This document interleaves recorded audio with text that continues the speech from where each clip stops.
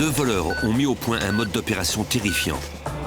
Au vol de banque, ils associent l'intrusion dans des résidences privées et la prise en otage des familles de directeurs de banque. Pendant plusieurs années, les agents fédéraux seront sur leurs traces.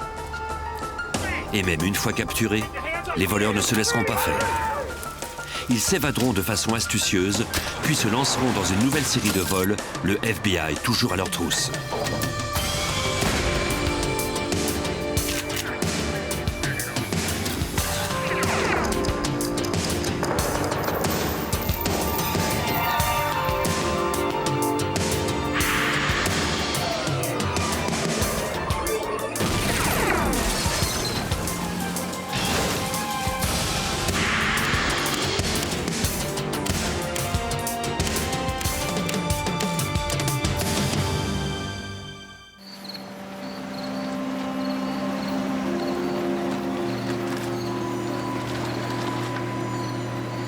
Le 28 décembre 1982 à Oklahoma City, Steve Thompson, le vice-président d'une banque, et sa femme Helen rentraient à la maison après une réception des fêtes.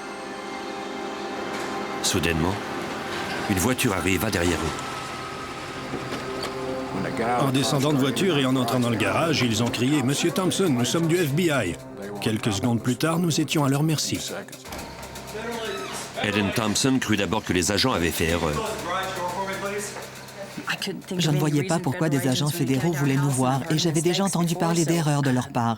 J'ai donc regardé l'homme et je lui ai dit « Vous devez vous tromper. Puis-je voir votre carte d'identité ?» Et il a alors sorti une arme. Un des hommes portait une perruque.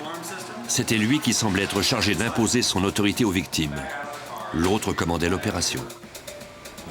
Il y avait forcément quelqu'un d'autre avec eux parce qu'un chauffeur les avait déposés et il était reparti. On n'a jamais revu cette voiture par la suite. Les 2 assaillants forcèrent le couple à entrer dans la maison. Le chef commença à interroger Thompson sur la banque où il travaillait.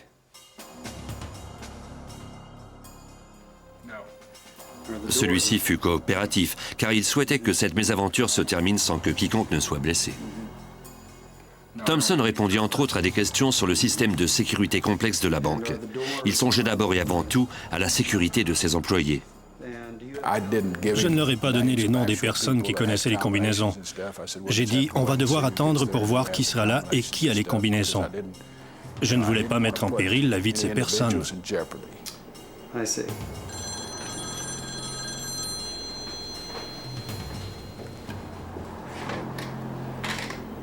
Un homme appela et demanda à parler à l'un des assaillants.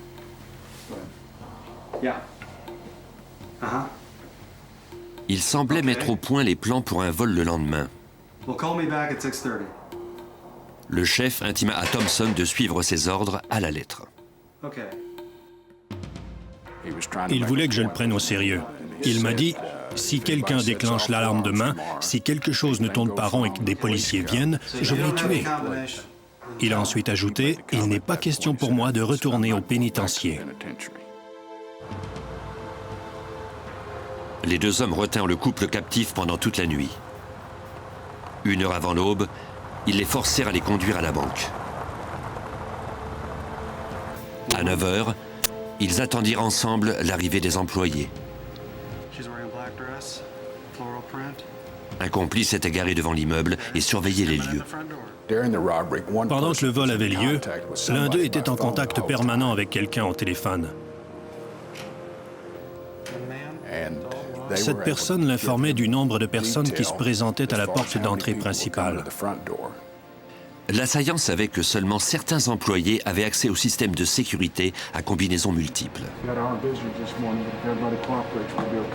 Ma'am, I need to know, do you have the combination to the safe? No. I need you to come with me. Les employés qui ne connaissaient pas les combinaisons furent envoyés dans les toilettes. Il faut toujours plus d'une personne pour accéder à quoi que ce soit. Nous avions divers systèmes de sécurité dans la chambre forte et plus particulièrement dans celle où nous conservons l'argent liquide. Sir, I need to know, do you have the combination to the safe? Yes, I do. I need you to come with me. Tous ceux qui connaissaient les combinaisons se mirent au travail. Il tentait de déterminer qui pouvait lui donner accès à ces liquidités. Bientôt, il ne resta plus qu'une seule combinaison à composer avant que les voleurs puissent mettre la main sur un butin de centaines de milliers de dollars.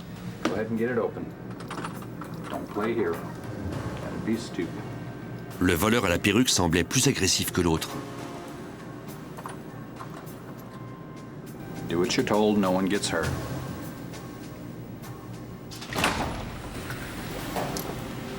Good, now get in there and fill them up.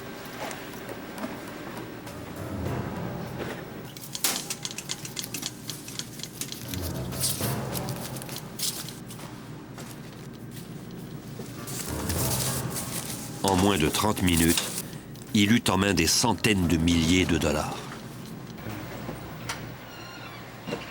Did you get it? Got it. Come on. I need your keys. Les deux hommes amenèrent Thompson et le gérant dans le local où se trouvaient les autres otages. Il m'a fait entrer dans les toilettes et nous a dit qu'il leur en restait pour 5 minutes, de ne pas sortir pour regarder ce qu'ils faisaient. Et ils sont sortis des toilettes. Mais moi, j'étais persuadé qu'ils fileraient sans attendre.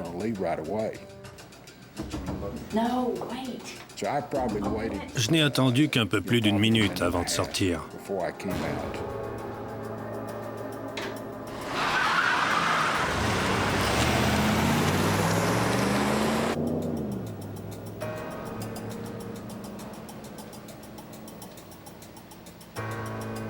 Quand Thompson se fut assuré que les voleurs étaient partis, il demanda au gérant d'appeler les autorités.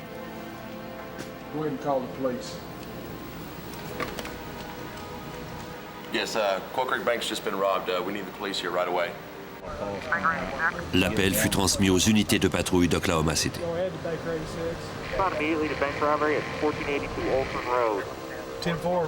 Comme le voulait la procédure, on alerta également le FBI.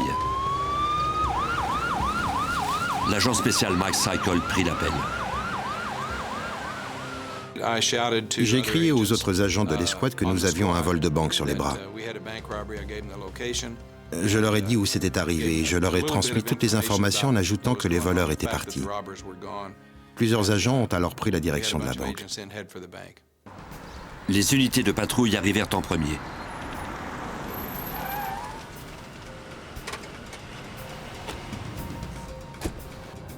Les agents du FBI arrivèrent quelques minutes plus tard. Selon la loi Hobbs, signée en 1946 sur la protection des institutions bancaires aux États-Unis, c'est le FBI qui est chargé d'enquêter sur les vols de banque. Dans ce cas-ci, cela signifiait qu'une force policière de juridiction nationale enquêterait sur ce crime et se mettrait à la recherche des voleurs. Les Thompson racontèrent leur mésaventure qui avait commencé la veille au soir. Il s'agissait d'un crime commis par des professionnels et ceux-ci n'avaient laissé aucun indice. Ces voleurs n'en étaient sans doute pas à leur première expérience. Mais aucun vol de ce type n'avait eu lieu dans la région par le passé. Les agents fouillèrent la base de données du FBI pour voir si un vol du même type avait été commis ailleurs au pays. Ils trouvèrent alors un dossier sur d'autres cas où les voleurs avaient commencé par prendre en otage des directeurs de banque dans leur résidence privée. J'ai sorti ce dossier pour constater que plusieurs de nos bureaux avaient enquêté sur des vols identiques. Je suis alors entré en communication avec eux. Cycle espérait trouver un agent qui connaîtrait les suspects qui avaient volé la banque d'Oklahoma City. Il tomba sur l'agent Steve Chenoweth du bureau du FBI de Phoenix. Cycle lui décrivit le vol qui avait commencé par l'intrusion dans la maison d'un directeur de la banque. Il lui parla des déguisements des voleurs et de leur comportement. Chenoweth mentionna alors les noms de deux criminels qu'il connaissait, Terry Conner et Joseph Dougherty, et qui agissaient exactement de cette façon. Leur mode d'opération était exactement le même. Quand on m'a informé des détails de cette affaire à Oklahoma City, j'ai tout de suite pensé qu'ils étaient là-dessous. La description des témoins correspondait à celle des deux suspects. Comme Chenoweth les connaissait bien, on lui confia la responsabilité de cette enquête. Il savait que Connor et Dougherty s'étaient rencontrés dans une prison fédérale. Terry Connor avait orchestré 3 vols de banque en Arizona. Chaque fois, lui et son complice avaient retenu captifs des employés de la banque pendant la nuit précédant le vol. Joe Dougherty était un gangster de Philadelphie, un type qui ne lâchait pas sa victime, les yeux dans les yeux, avec, par exemple, une arme dans une main et dans l'autre, une note ordonnant à la caissière de lui donner tout l'argent qu'elle avait. C'était un personnage plutôt rustre qui était loin d'avoir l'intelligence de Terry Connor. Connor était un beau parleur et il recrutait aisément des complices. Terry était avant tout un type de la côte ouest. Il venait de la Californie. Nous avons donc concentré nos efforts pour retrouver sa trace en Californie. Les agents entrèrent en contact avec les agents du bureau du FBI de Monterey. Ils transmirent à l'agent spécial Arlen Frymere tout ce qu'ils savaient de Connor. Nos collègues d'Oklahoma City nous ont dit qu'ils croyaient que le suspect avait une petite amie à Pacific Grove, en Californie. Ils croyaient aussi que Connor était peut-être en route vers cet endroit. Ils nous ont demandé d'enquêter de ce côté-là. Les agents repérèrent la maison de la petite amie de Connor. La surveillance de la maison leur permit de croire qu'il y avait peut-être là un lien avec Terry Connor, qu'on croyait avoir été vu pour la dernière fois à Oklahoma City. En vérifiant les lieux, on a aperçu un véhicule devant la maison immatriculé en Oklahoma.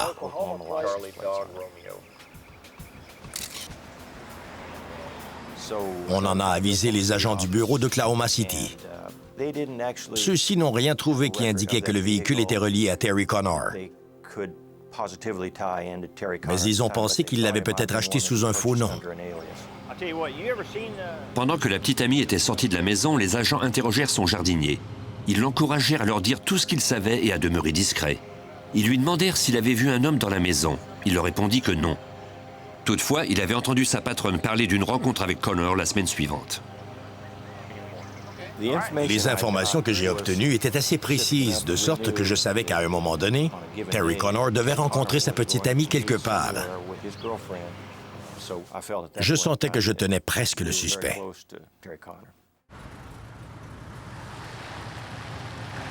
Les agents prirent la petite amie de Connor en filature pendant plusieurs jours pour s'apercevoir qu'il conduisait plusieurs voitures. À son insu, ils installèrent des dispositifs de pistage sur chacune d'elles, reliés aux autos et aux avions du FBI. Ainsi, ils pouvaient savoir où elles se trouvaient, quel que soit l'endroit. Mais le jour où elles devaient rencontrer Connor, le signal disparut. Quand on a perdu le contact avec le véhicule, on a demandé à nos patrouilleurs de se disperser dans toutes les directions afin de le retrouver. La patrouille aérienne nous est venue en aide ce jour-là. Et c'est elle qui a repéré le véhicule sur l'autoroute, de sorte qu'on a pu se diriger par là. Les agents se dirigèrent vers l'endroit d'où émanait le signal. Ils trouvèrent l'auto garée devant un restaurant. Une unité SWAT se mit en attente, à l'affût de quelques signes qui annonceraient le suspect.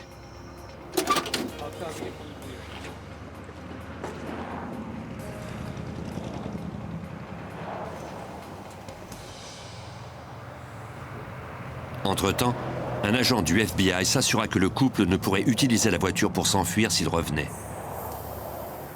On a dégonflé les 4 pneus de sorte qu'ils ne puissent pas s'enfuir et l'on a attendu.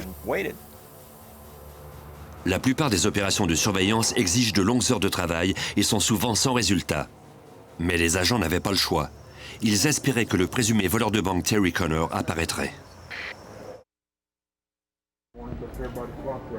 Après une prise d'otage suivie d'un vol de banque en Oklahoma, les agents du FBI avaient identifié 2 suspects, Terry Connor et Joseph Dougherty.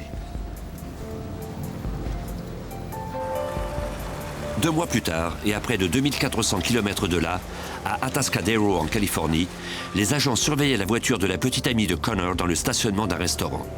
Ils croyaient que Connor était dans le secteur et se préparaient à la rencontrer.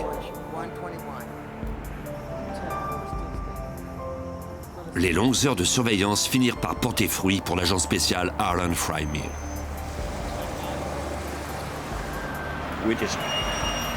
On a vu Terry Connor arriver en voiture dans le stationnement avec sa petite amie. En général, ce n'est pas aussi facile que ça. Mais les photos qu'on nous avait envoyées de Terry Connor étaient d'une si bonne qualité qu'on n'a eu aucun mal à l'identifier. On savait donc qu'on était sur le point de terminer notre mission. Comme le suspect était vraisemblablement armé, on laisse à l'escouade tactique prendre les commandes de l'opération.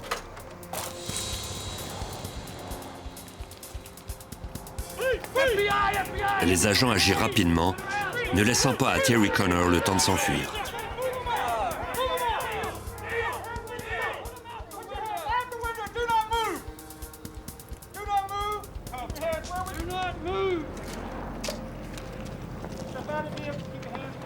Après avoir interrogé la petite amie du suspect et estimé qu'elle n'était pas impliquée dans ces crimes, les enquêteurs la remirent en liberté. Les agents constatèrent alors qu'ils avaient doublement bien fait de dégonfler les pneus de la voiture de la petite amie. Juste avant son arrestation, Connor avait ouvert le coffre de la voiture. Sans mandat d'arrêt, on n'aurait pas pu le faire ouvrir s'il ne l'avait pas fait lui-même. Suite à l'arrestation, on a pu voir ce qu'il contenait. Cela nous a été utile car on y a vu un attaché case.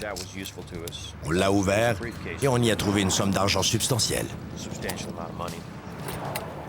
Il y avait près de 40 000 $ en argent liquide, dont les numéros de série correspondaient à ceux des billets volés à Oklahoma City. Les agents trouvèrent également un gros diamant et le reçu d'un bijoutier pour l'acquisition de 6 autres de ces pierres précieuses.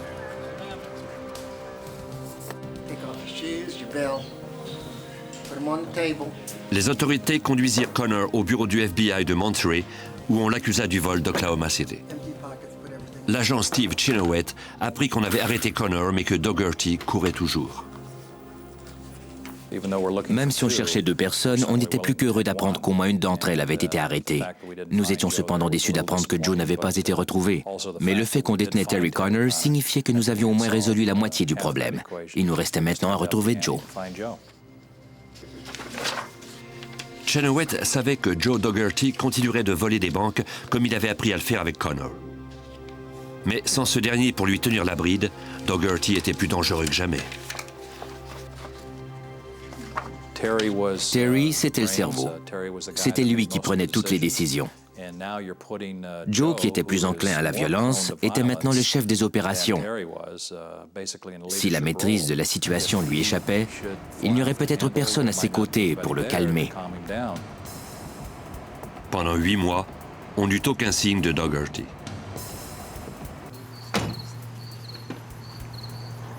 Puis, à Phoenix, la veille du jour de l'année où les magasins sont les plus achalandés et où les banques sont pleines d'argent, le vice-président d'une banque en banlieue rentra chez lui avec sa famille après le repas de fête de l'Action de grâce en compagnie de ses parents.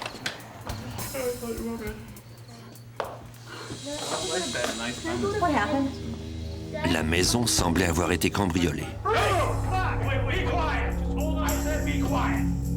Les intrus étaient toujours là.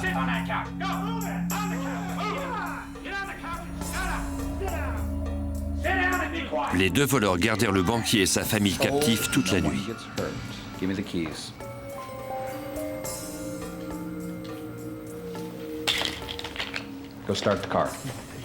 Quelques heures avant l'aube, Joe Dougherty et son nouveau complice étaient prêts à dévaliser une banque.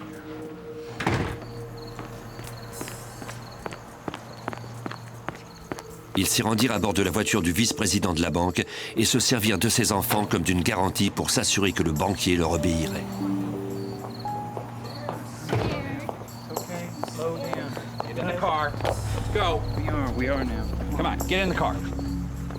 Dougherty ne déposa jamais son arme.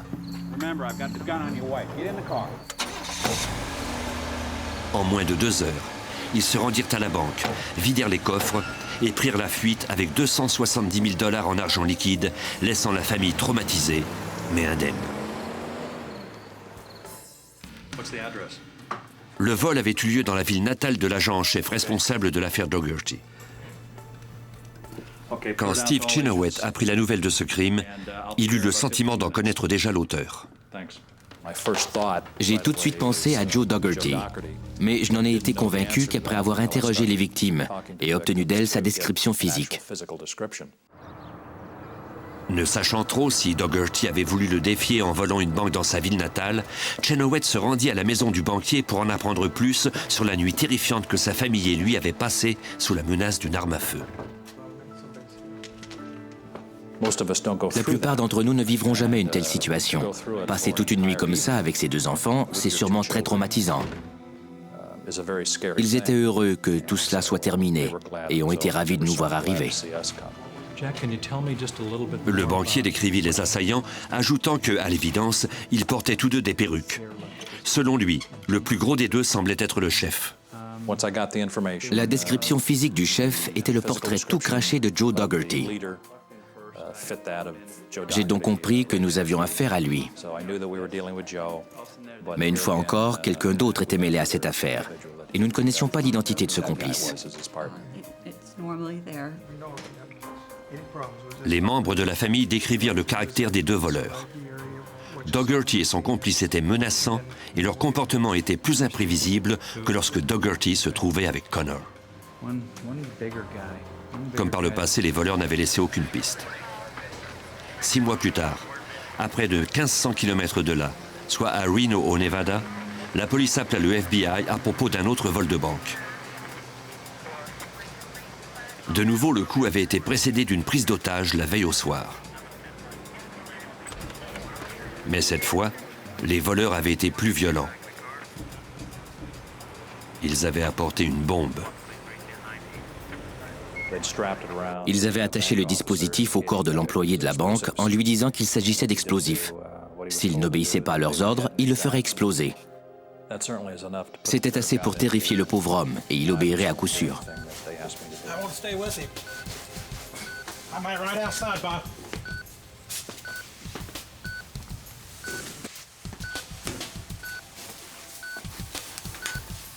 Après s'être assuré qu'il n'y avait pas de piège, le spécialiste en explosifs de la police de Reno enleva les explosifs sur l'employé de banque et le fit sortir de la salle des coffres-forts pour sa sécurité.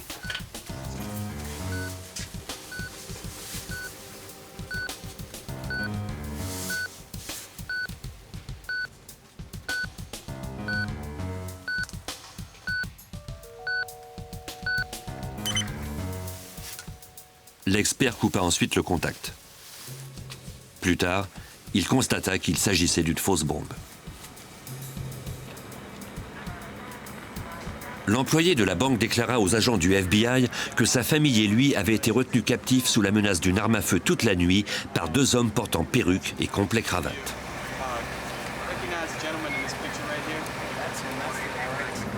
Quand on lui montra la photo de Joseph Dougherty, il déclara qu'il ressemblait à l'un des 2 hommes. Des témoins avaient aperçu une berline blanche immatriculée dans l'État de Washington fuir les lieux après le vol. Les agents fouillèrent le secteur. Ils trouvèrent le véhicule abandonné à moins de 200 mètres du bureau du FBI de Reno. Encore une fois, Dougherty semblait mettre le FBI au défi. La voiture était immatriculée au nom d'un homme de Spokane dans l'État de Washington. Interrogé à ce sujet, l'homme déclara qu'il l'avait vendu à un individu dont la description correspondait à celle de Dougherty ainsi qu'à une femme enceinte. Selon toute probabilité, c'était la petite amie de Dougherty. Pour les aider à capturer le couple, les agents firent appel aux marshals. Ceux-ci retracent les voitures et les personnes qui se déplacent d'État en État. Le marshal Denny Barrent croyait que les voitures utilisées par Dougherty seraient l'élément clé qui permettrait de le retrouver, lui. Joseph Dougherty était un fugitif très rusé. Il changeait aussi souvent de voiture que certaines personnes changent de chaussettes. Il achetait une voiture, la revendait parfois aux anciens propriétaires ou encore à des vendeurs de voitures d'occasion. Les marshals remontaient minutieusement la piste complexe de toutes ces voitures achetées les unes après les autres et sous différents noms d'emprunt lorsque la chance leur sourit enfin. Un homme dont le nom était l'un des pseudonymes de Dougherty avait fourni une adresse en Idaho après avoir eu un accident routier. Comme la maison semblait abandonnée, les marshals interrogèrent les voisins. Une femme reconnut immédiatement le voleur, mais elle ne le connaissait que sous son nom d'emprunt. Elle déclara qu'il avait l'habitude assez étrange de s'entraîner au tir dans son jardin. Elle dit au marshal que sa petite amie et lui, ainsi que leur nouveau-né, avaient récemment déménagé.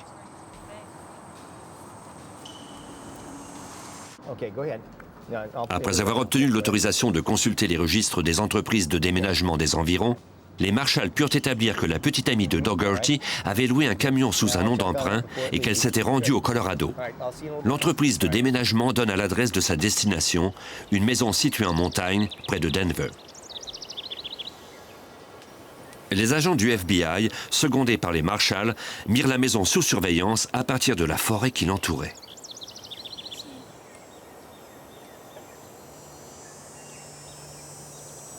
Comme la vie d'un nouveau-né était en jeu, il devait se montrer particulièrement prudent.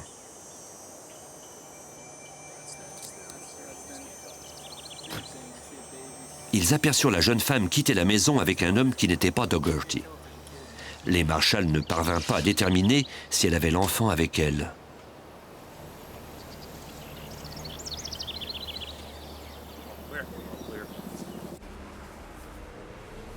Ils les prirent en filature jusqu'en ville et les virent entrer dans un magasin sans l'enfant. J'ai alors dit à mes hommes, allez jusqu'à leur voiture. Elle est garée dans le stationnement du centre commercial et essayez de voir si le bébé se trouve à l'intérieur.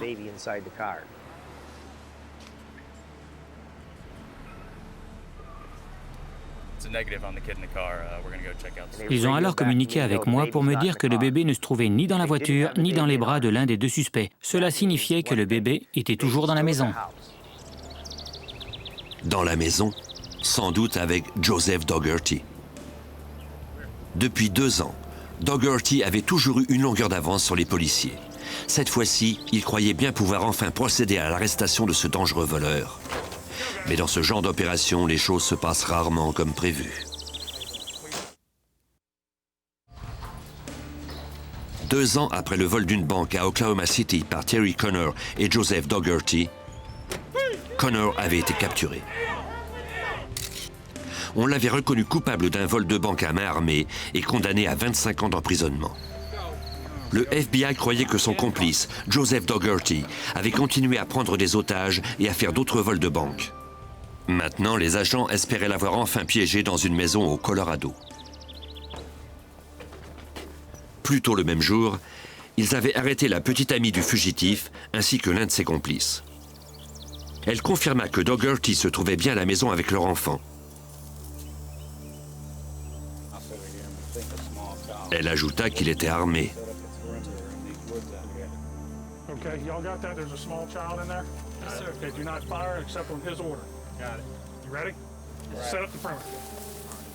Une unité SWAT prit position en éventail autour de la maison.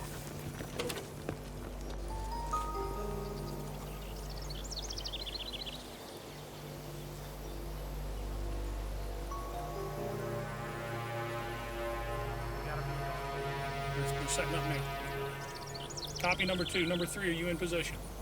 Same thing, just moving around. Parmi les hommes se trouvait le marshal Denny Barrent. Joseph Dougherty est sorti de la maison et on a pu l'identifier formellement. Il a brandi un Magnum 357 et a commencé à tirer en direction de la forêt.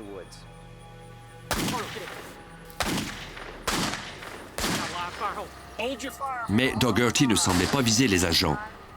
L'unité SWAT ne devait pas riposter. J'ai dit aux hommes de s'accroupir. Ne ripostez pas, ai-je ajouté, à moins que votre vie ne soit menacée. Le marshal se rappelait cette voisine de Dougherty en Idaho qui avait déclaré que celui-ci avait l'habitude de tirer au hasard dans son jardin.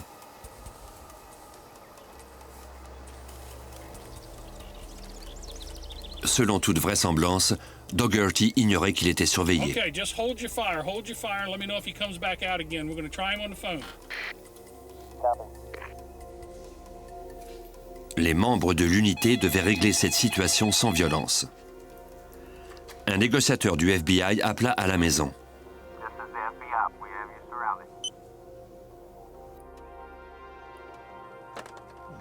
Le négociateur nous a dit qu'il avait établi le contact, mais que la personne qui avait répondu avait raccroché. C'était un homme.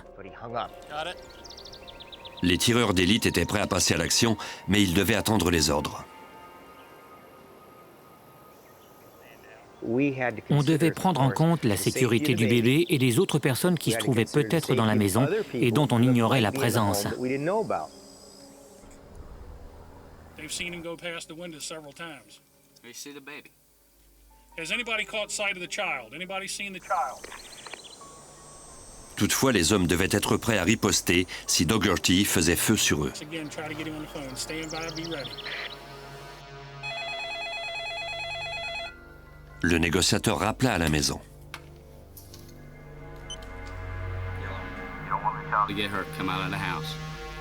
Il annonça aux fugitifs que sa petite amie et son complice avaient été arrêtés. Il lui demanda de prendre en considération la sécurité de son enfant et de se rendre de son plein gré. All right, guys, he hung up. Let's move in. Move to the front now.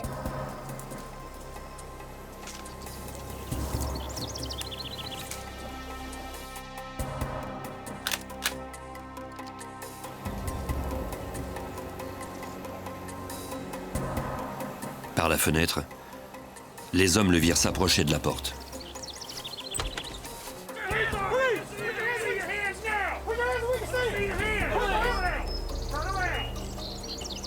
Back up on my command. Back up now. Back up. Come on. Hands up. Come on. On the ground. Now. All the way. Flat down. Arms out. All the way down. Cuffing. Il n'opposa aucune résistance.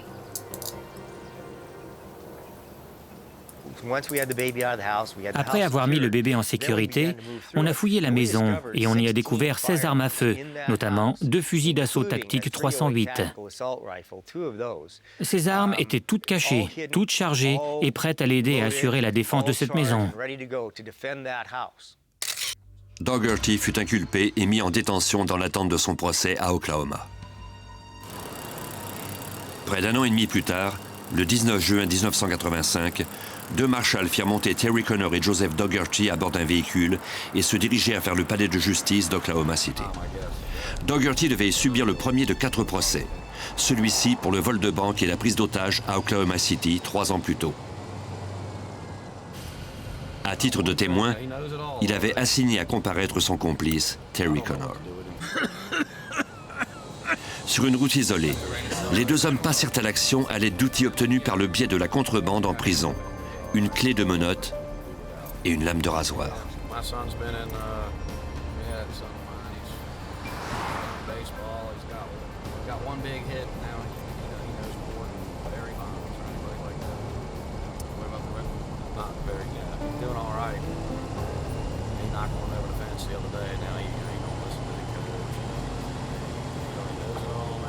Il n'avait jamais eu l'intention de se rendre au palais de justice.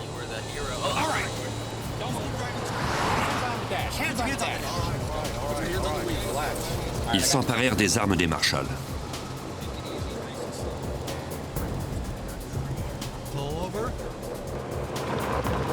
Ils leur ordonnèrent ensuite de ranger le véhicule.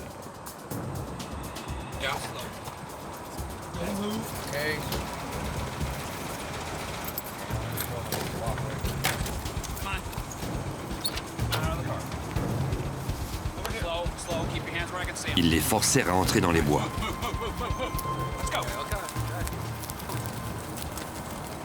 Les 2 criminels feraient tout pour ne pas perdre leur liberté et rien ne semblait vouloir les arrêter.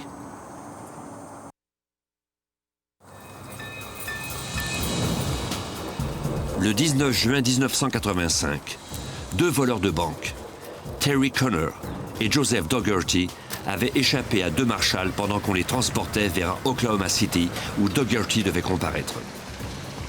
Les fugitifs menottèrent les 2 marshals à un arbre et leur prirent leurs armes, leurs insignes, ainsi que leur véhicule.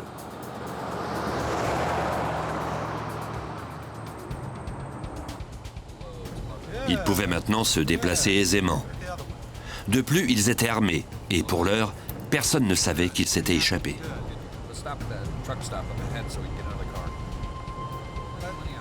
Ils disposaient d'une avance d'une quinzaine de minutes avant que les marshals ne se libèrent et signalent leur fuite.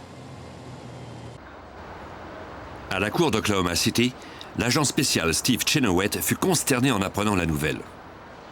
Je me suis d'abord dit que c'était impossible. On avait mis tant d'efforts dans cette affaire, depuis toutes ces années, que tout s'écroule ainsi, en l'espace d'un instant, nous a fichu un sacré coup. Des caméras de sécurité fournirent des images d'autres crimes de Connor et Dougherty lorsqu'ils dévalisèrent 2 petites banques de St. Louis. Les agents croyaient qu'ils avaient sans doute eu besoin d'argent pour reprendre leur vie d'avant.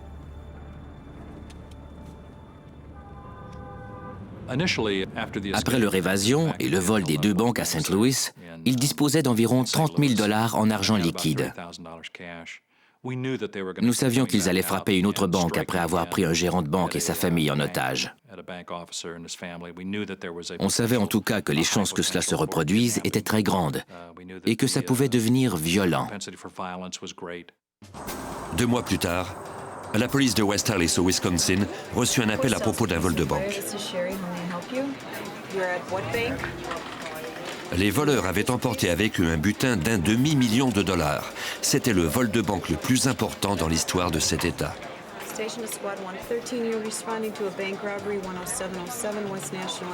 Le mode d'opération des voleurs était pas trop familier. Le président d'une banque et sa femme avaient été retenus captifs par 2 hommes. Avec l'aide d'un complice qui faisait le guet, ceux-ci avaient ensuite dévalisé la banque.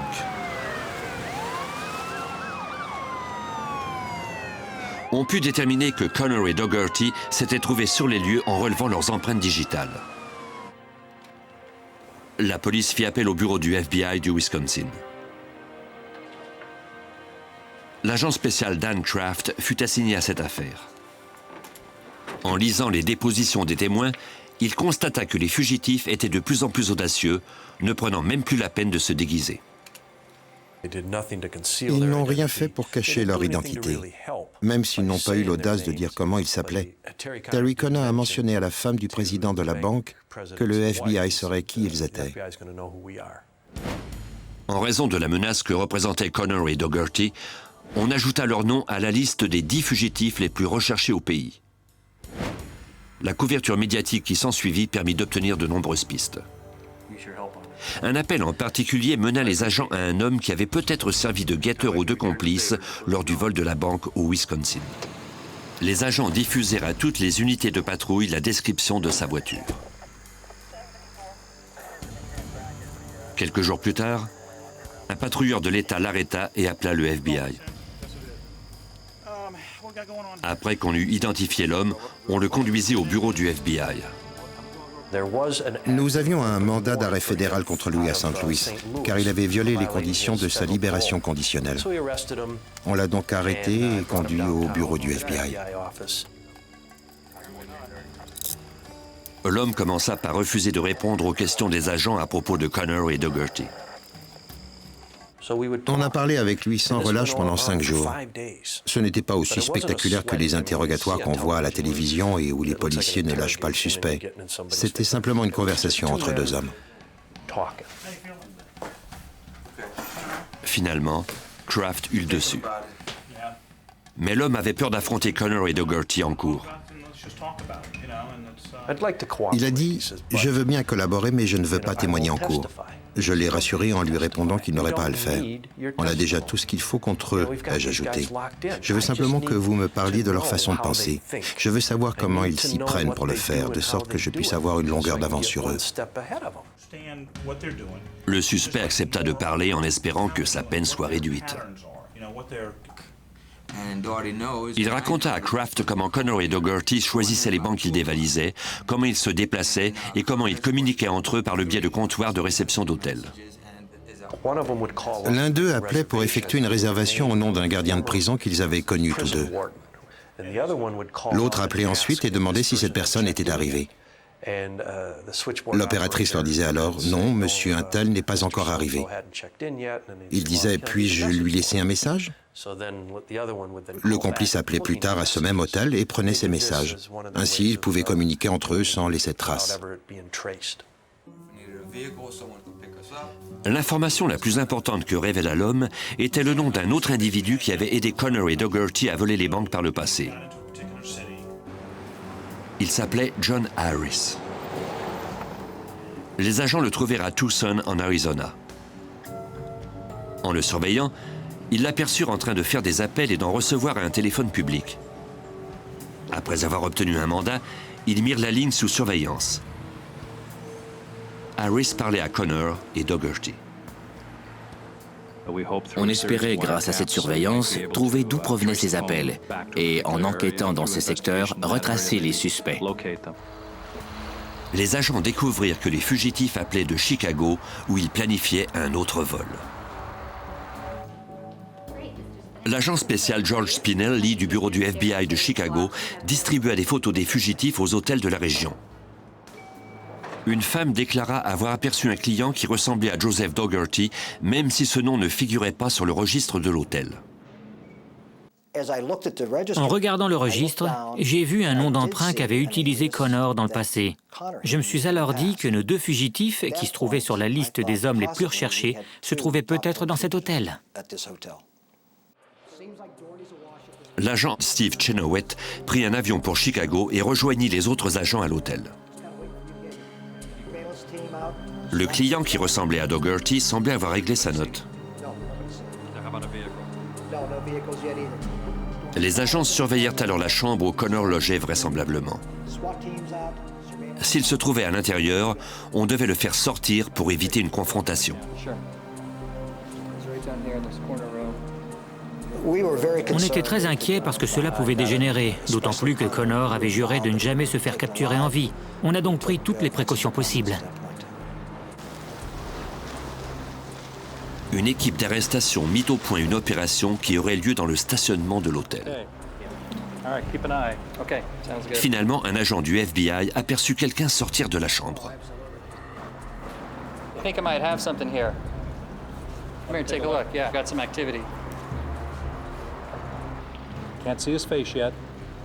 C'était Connor. Il était seul. Tony, it's our guy. Take him. Take him now. Les agents demandèrent à l'unité SWAT de procéder à son arrestation.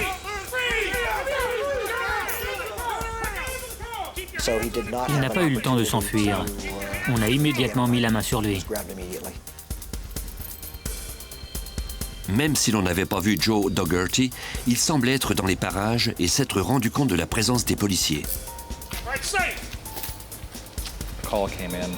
Quelqu'un a appelé la réception pour demander ce qui se passait. C'était un homme, peut-être un des clients de l'hôtel. J'ai tout de suite pensé qu'il s'agissait de Dougherty. Il tentait de savoir ce qui s'était produit.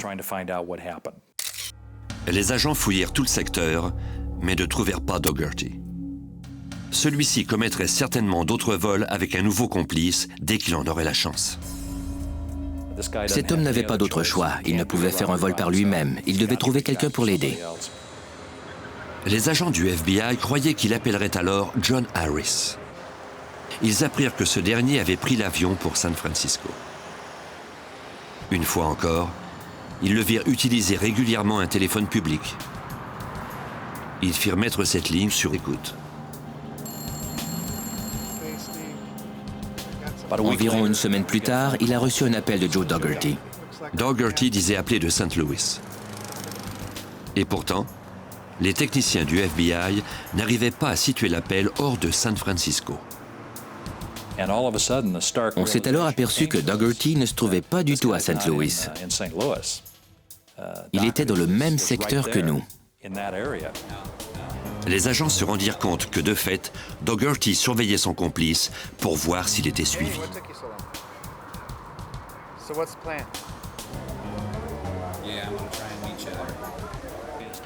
Il fallait espérer qu'il n'ait pas repéré les agents en civil.